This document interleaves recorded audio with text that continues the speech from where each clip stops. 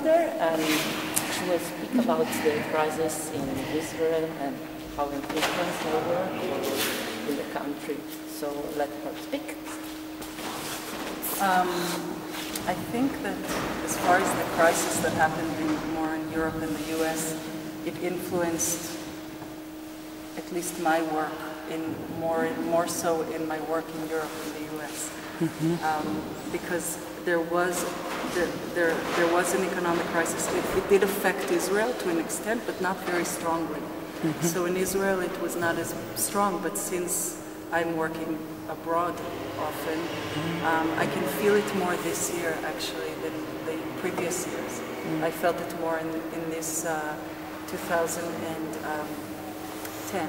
It made an impact with cancellations really last minute because funding didn't come in.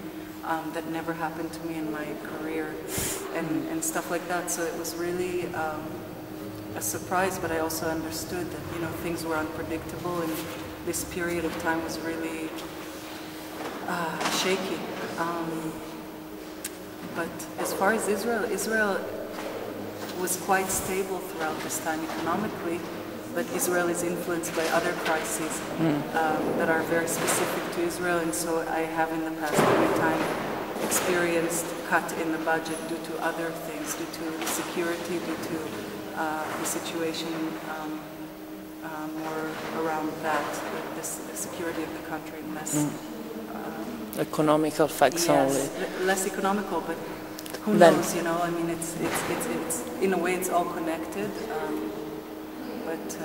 But of course, when you're working internationally, and when you're presenting your work all over the world, and when something like this happens, it influences the economy in Israel because many people have work like this that's not only in Israel. So it affected, of course, the amount of work for the dancers and for the people that I work with, the administration, etc., etc.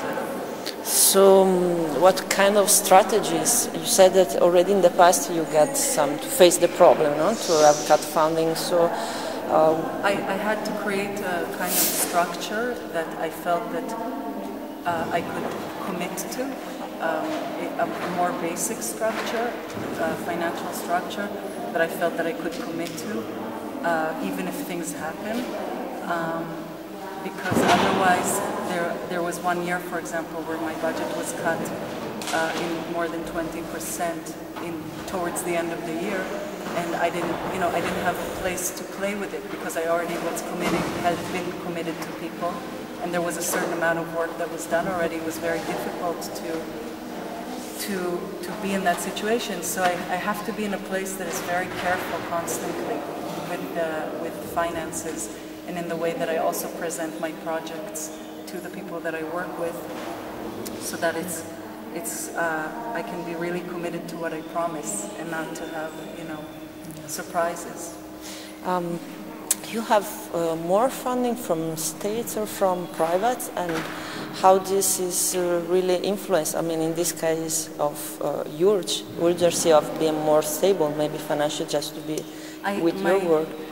My funding, I think, well, in Israel there's not a lot of private funding. It's not something that is common. I mean, it's starting to emerge, but it's something that is new for the country. Also in the mentality, for, you know, coming from New York, I know how much there it is mainly private, and also, you know, even personal, you know, donations, and that's not something that's very common in Israel, even though there is the administrative possibility of getting donations. I mean, you know, as far as getting the rights to receive funding, but it's not as acceptable culturally. So, but my funding from the government is my main funding in Israel. But in my bigger budget,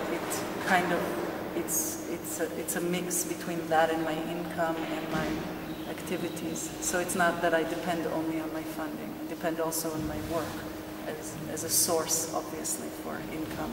So you managed, even though the crisis in this bad period, and how it changed this balance in between, because it's everything about balance. You know, there's always a gentle balance. I mean, it's like everything is very dynamic always, and you have to I think that at a certain point when I realized that things are dynamic, I started to understand how I need to create a structure that could be stable. Maybe that's less, you know, extended, maybe it's less, there's less financial possibilities, but then there's something more stable, and if there's more money that comes in, or if there is a plus, then you can play with it towards other things. Sorry. To stop the interview. So, really last question for today, and then I will leave you work. So this kind of strategy that you find in this moment, can you think that it's something that everybody can do? I mean, it's like a kind of method strategies to be more quick, or no, I to think before? I think that every artist, even in Israel, it doesn't matter where, has a different reality. They have a different network, they have a different type of work.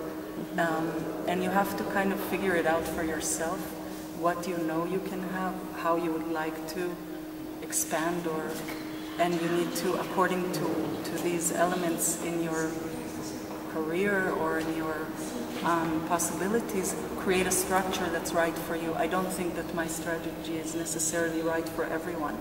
For example, there are people in many companies in Israel that have kids shows. And so the kids shows are very constant, and they keep them very safe as far as financially, because there's more funding for education, obviously, and so this kind of creates a situation where you can always create work for your company, and that creates a stability. Of course, then you can never depend on anything, because this could be cut as well. But that's what I'm saying, it really depends. Each person has their own, in each country has their own structure, has their own way of working, and I think that artists often need to go through this process where they have to figure out what can create a stability for them. You know, when you begin making work, then you have here work, there work, you start, and suddenly you have a structure.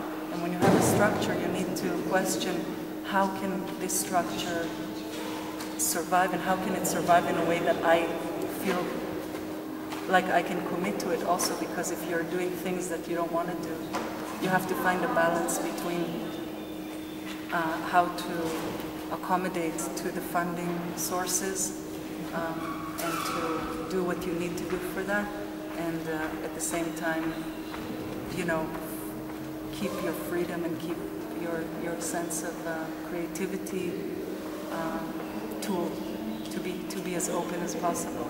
So, you know, there's no ultimate truth. I think each artist has to find their own way, and that's something that can also change over your career and over your life. You may discover that you don't want to deal with that anymore, and you want to deal with this. And also to be always honest in what you do, and know, maybe exactly. Also to be honest to yourself. Yeah. So thank you very much for your time, and this is really precious. Hope to see you again.